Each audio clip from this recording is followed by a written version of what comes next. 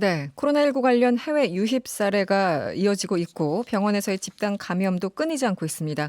정부는 오늘부터 다시 2주 동안 강도 높은 사회적 거리 두기를 시행했는데요.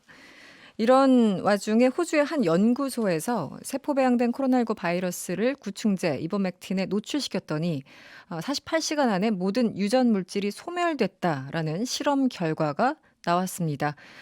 최원석 고대 안산병원 감염내과 교수와 이야기 나눠보도록 하겠습니다. 교수님 나와 계시죠? 네, 안녕하세요. 네, 안녕하세요. 이 구충제 이버맥틴 얘기부터 좀 여쭐게요. 이 코로나19 치료에 효과가 있느냐, 없느냐, 이 여부를 두고 오늘 계속 이슈가 됐는데요. 실제로 어떻습니까? 네, 실험실적인 단계에서는 효과를 보인 것은 맞고요. 네, 그렇지만 아직 임상에서 효과가 입증된 것은 아닙니다. 네. 사실은 실험실적 단계에서 이 바이러스에 대해서 효과를 보이는 물질이 이것만 있지는 않고 몇 가지가 있거든요. 네. 그렇지만 어떤 것도 아직은 임상에서 효과가 증명되지는 않았고요. 또 과거 다른 질환의 사례를 저희가 좀 보면 실험실적으로 효과가 있었더라도 실제 임상에서는 효과를 입증하지 못한 경우가 많이 있었기 때문에 음. 효과를 보이는 물질이 또 특히 사용하고 있는 약물 중에 발견되었다는 소식이 좋은 거는 맞지만 네. 이것이 치료제가 나왔다, 임상적인 효과가 입증이 됐다 이렇게 오해하시면 안 될 것 같습니다. 네. 사실 이런 보도나 이런 연구 결과가 조심스러운 게 이런 뉴스가 나오면은 뭐 여기저기서 '이거 좀 사둬야 되나?' 뭐 이렇게 생각하시는 분들 계실 수도 있잖아요. 지금은 전혀 그럴 단계는 아닌 거죠.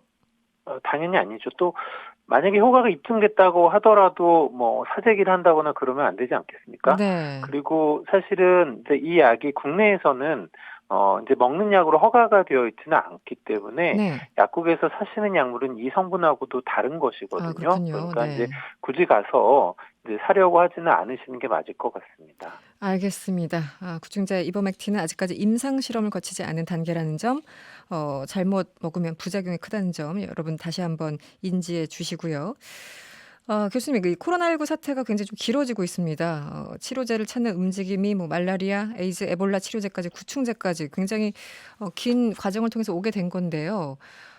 자꾸 여쭙게 되는데 이 치료제 언제쯤 나올 거라고 저희들이 좀 기대 혹은 예상할 수 있을까요? 네, 사실 기간을 딱 정해서 말씀드리면 좋은데 네. 그러기는 아직도 좀 어려움이 있습니다. 그렇죠. 네. 저희가 이제 기존에 사용하고 있던 약물 중에서 이 바이러스에 대해서 효과가 있을 것이라고 이제 생각했던 약물들이 있는데요. 아직은 그렇게 만족할 만한 수준은 아니기는 하고요. 네. 또 이제 다른 여러 가지 약물들에 대해서 실제로 이 코로나19 환자분들에게 효과가 있는지 기존에 특히 사용 중이던 약물들에 대해서는 상당한 수준의 평가가 지금 이루어지고 있어서 네. 이런 약물들에 대한 평가 결과는 기대하기는 올해 안에 결과는 나올 거라고 보고 있고요. 네. 그렇지만 새로운 물질이 개발돼서 이제 코로나19에 적용해서 임상에서 사용되는 것 이것까지는 아마도 훨씬 더 많은 시간이 걸릴 겁니다. 지금 네. 일부 이제 이야기가 되고 있는 회복기 혈장이나 또는 회복기 혈장에서 항체를 정제해서 재조합하거나 이런 형태로 만드는 약물은 이런 거보다는 상대적으로 좀 이른 시기에 나올 수는 있을 텐데 네. 이것도 좀 지켜봐야지 알 수 있을 것 같습니다. 알겠습니다. 국내 코로나 상황 짚어보기 전에 외신 관련해서 하나 또 질문이 있습니다. 미국 동물원에 살고 있는 호랑이가 코로나19 양성 반응을 보였다 이런 보도가 나왔습니다. 전 세계적으로 호랑이가 확진 판정을 받은 첫 사례라고 하고요. 또 동물원 직원으로부터 전염된 걸로 보인다는 그런 내용인데요. 이런 동물 감염은 어떻게 봐야 될까요? 우리 코로나 초반에 애완견들 좀 걱정이 있었잖아요. 네네, 네. 그렇죠. 원래 이 코로나 바이러스 자체가 인수공통 감염병을 일으키는, 그러니까 즉 사람과 동물에게 모두 감염을 일으킬 수 있는 바이러스이고요. 네. 따라서 동물도 감염이 가능할 것이라고 이론적으로 생각할 수 있습니다. 또 네. 이 바이러스 자체가 유래가 동물에서 왔을 거라고 보고 있거든요. 네네네. 그중에서도 이제 호랑이에서 감염이 처음 확인된 건데 사실은 앞서서 개나 고양이 같은 반려동물이 감염된 사례가 보고된 바가 있기도 합니다. 네. 다만 이제 이런 동물들이 이들이 대개는 이제 사람이 먼저 걸려서 이런 반려동물에게 전염을 시킨 거죠. 네. 이 동물원에 있었던 호랑이도 마찬가지일 거고요. 음. 반대로 반려동물이 먼저 감염이 되고 사람에게 전파된 사례는 아직 보고된 바가 없기도 하고, 네. 상황을 생각해 보더라도 사람이 먼저 감염되고 음. 반려동물에게 이어질 것이라고 보기 때문에 네. 이제 키우고 있는 반려동물을 너무 위험스럽게 보지는 않아도 될 것 같습니다. 알겠습니다. 본격적으로 국내 코로나 상황을 좀 여쭤보도록 하겠습니다. 전문가들 그리고 지자체장들이요. 이 수도권 굉장히 좀 우려하고 있어요. 수도권의 경우 코로나 쓰나미가 올 수 있다. 수도권 폭발을 대비해야 된다. 이런 발언까지 나오고 있습니다. 지금 상황 교수님은 어떻게 평가하고 계십니까? 네, 뭐 쓰나미, 감염 폭발 이런 게 좀 너무 좀 자극적인 자극적인 표현이기는 네, 한데, 네, 맞습니다. 그렇지만 수도권에서 환자 발생이 급증할 위험이 있다. 이런 부분은 사실 많은 전문가들이 동의하는 부분입니다. 네. 저희가 우리나라의 발생 역학을 이제 환자 발생이 급증했었던 대구 경북 지역을 좀 나눠 놓고 보면요. 네. 서울 경기 지역의 경우에는 환자 발생 수가 감소하고 있는 상황이 아니거든요. 네네. 이제 그런 측면에서 대구 경북에서 경험했었던 그런 급증하는 환자 발생의 상황이 수도권에서도 얼마든지 일어날 수 있다. 이렇게 생각하고 대비하는 게 맞을 것 같습니다. 지금 수도권은 안심할 수 있는 상황이 전혀 아니다. 아직은. 네, 그런 상황. 맞습니다. 네. 정부는 일단 안정적인 수준의 목표점을 하루 추가 확진자 50명 이내로 낮추는 것을 목표로 하는 듯합니다. 50명도 여전히 큰 숫자이긴 한데 이 정도면은 뭐 좀 안정적인 수준이다 이렇게 볼 수 있을까요? 어떻습니까? 네, 뭐 말씀하신 것처럼 50명이 적은 숫자가 절대로 아니죠. 또 네. 환자의 숫자도 중요하겠지만 실제로 50명의 환자가 모두 역학적인 연결고리, 그러니까 어떤 경로를 통해서 감염이 됐는지 이런 게 확인된 사례인가 아닌가도 중요할 것 같고요. 네. 또 환자 발생의 추이가 좀 줄었다고 하더라도 다시 늘어나는 패턴을 보인다면 이런 네. 부분도 중요할 것 같습니다. 그래서 음. 단순히 숫자만을 갖고 판단할 것은 아닐 것 같고, 네. 이런 역학적인 연결고리 방역의 범위 안에 있는가, 추이가 어떠한가, 이걸 좀 같이 보고 판단을 해야 되지 않을까 싶습니다. 네. 그리고 지금 확진자가 늘어나는 여러 가지 배경 중에 하나일 텐데요. 이 자가격리하다가 이탈하시는 분들도 꽤 있어요.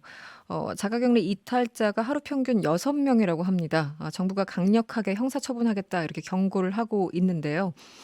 위반 사례가 줄어들지 않고 있습니다. 사후 처벌이 중요한 게 아니라 일단 그 전에 막아야 되는데 어떻게 보십니까? 이 막을 방법이 없는 걸까요? 네. 사실은 이제 들어오고 나서 완벽하게 시설 격리를 하지 않는 다음에는 자가 격리만으로 완전히 해결하기는 좀 어려운 면이 있죠. 물리적으로 네. 그렇지만 네, 또 네. 다른 한편으로는 그러면 모두 시설 격리를 할 수 있을까? 음. 그러기에는 저희가 갖고 있는 자원, 뭐 시설의 숫자 이런 거가 모두 수용할 수 있는 부분은 아니기는 하거든요. 네. 그러니까 결국 입국하신 분들께서 적극적으로 협조를 좀 해주셔야 될 것 같고, 또 이제 뭐 정부에서도 강력하게 형사처분을 하겠다, 처벌하겠다, 뭐 무관용의 원칙으로 대하겠다라고 하니까 네. 그러한 부분이 이제 지적이 되고 실제로 처벌되는 사례가 있으면 더 주의를 기울여 주시지 않을까 생각을 합니다. 알겠습니다. 그리고 우려를 많이 하셨죠. 특히 전문가들이 병원에서 집단 감염 계속적으로 경고음을 보냈었는데 지금도 여전합니다. 예를 들어 의정부 성모병원 관련해서 확진자가 계속 나오고 있고요. 또 아산병원에서도 2명의 확진자가 나왔거든요. 병원에서 집단 감염을 막는 게 이렇게 힘든 건가요? 네, 그렇죠. 병원의 특수성이라는 게 있죠. 네. 아주 다수의 사람들이 모여 있고 매일 들어오고 나가는 사람들이 굉장히 많고, 게다가 모여 있는 분들의 대부분이 고위험군이기 때문에 환자 발생이 있게 되면 거기서 전파가 이루어지면 피해가 커지는 이런 특성이 있습니다. 저희가 2015년에 메르스 때도 사실 유사한 상황들을 경험하긴 했거든요. 네. 이게 이제 완벽하게 이런 위험을 차단하기는 사실상은 좀 어렵고요. 위험을 낮추기 위해서 들고 나는 사람들에 대한 관리, 또 병원에 방문하시는 분들이 본인의 위험 상황에 대해서 철저하게 숨기지 않고 고지해 주시는 것, 또 이제 직원분들의 경우에 증상이 있거나 가능성 있는 분들이 다른 환자들에게 노출되지 않도록 주의해 주시는 것, 이런 방법으로 계속 위험을 낮춰가는 수준으로 관리하는 것이 현재로서는 최선인 것 같습니다. 알겠습니다. 그리고 해외 유입 사례가 굉장히 많잖아요. 5일 0시 기준으로 신규 확진자가 80명이 넘었습니다. 그리고 그 절반에 해당하는 40명이 해외 유입 사례였는데 이 관리 지금 정부의 관리는 교수님 보시기엔 어떻게 평가하시겠습니까? 네. 그러니까 이제 사실은 들어오시는 분들의 상당수가 우리나라의 국적을 갖고 있는 분들이니까 그렇죠. 네. 완벽하게 차단하기가 좀 어렵죠. 네네. 뭐 그러한 면에서는 이제 들어오시는 분들이 철저한 자가 격리를 잘 지키시거나 그것이 어렵다면 시설 격리 형태로 관리하는 것이 제일 중요할 것 같고요. 네. 앞서서도 이제 자가 격리를 잘 지키지 않는 분들에 대한 이야기가 있었는데 네. 사실 자가 격리라는 게 본인이 얼마나 협조하시는지가 정말 중요합니다. 그러니까 네네. 이제 들어오시는 분들이 정말 이 나라의 한 국민으로서 또 사회 구성원으로서 책임을 다해 주신다는 생각을 좀 꼭 가져주셔야 할 것 같고 네. 정부에서도 이제 뭐 무관용의 원칙으로 처벌을 하는 등의 관리를 하시겠다고 말씀을 하셨으니까 네. 이런 부분이 철저하게 관리되도록 하시는 것이 현재로서는 최선인 것 같습니다. 알겠습니다. 그리고 오늘 질병관리본부가 정례 브리핑을 통해서 밝힌 내용이죠. 이 재확진 사례를 확인했다고 하는데 이게 한두 건이 아니라 50건이 넘었습니다. 적지 않은 그 케이스인데 이 완치 판정을 받았다고 해도 지금 안심할 수 없는 게 아니냐 좀 걱정하신 분들이 많아졌어요. 어떻게 보십니까? 네, 사실 이 재확진에 대한 부분은 좀 이견이 있습니다. 실제로 환자분이 낫고 나서 다시 감염이 된 것이냐, 혹은 남아있는 바이러스의 조각들이 나온 것이냐, 이제 이런 네. 부분인데요. 실제로 이 환자분들을 이 재확진된 사례들을 본 의료진들의 표현으로는 재감염의 가능성은 좀 낮아 보인다는 것이었고요. 아, 현재 나오고 있는 데이터로는 감염된 분들이 대다수는 이제 항체가 생기는 걸로 보이긴 하거든요. 네네. 그래서 재확진보다는 검체가 뭐 이 격리를 해제하는 시점에 검체가 충분치 않았다든가 네네. 이런 부분이 조금 더 관여가 되어 있는 것이 아닌가 이제 생각은 하고요. 다만 네. 이게 이제 중국에서도 이슈가 있었던 부분이라서 네. 조금 더 명확하게 확인을 하기 위한 연구, 실제로 살아있는 바이러스인가, 전염이 가능한 부분인가 이런 부분의 연구가 좀 같이 되어야 할 것 같습니다. 네, 알겠습니다. 오늘 말씀은 여기까지 듣겠습니다. 지금까지 최원석 고대 안산병원 감염내과 교수였습니다. 오늘 고맙습니다. 네, 고맙습니다.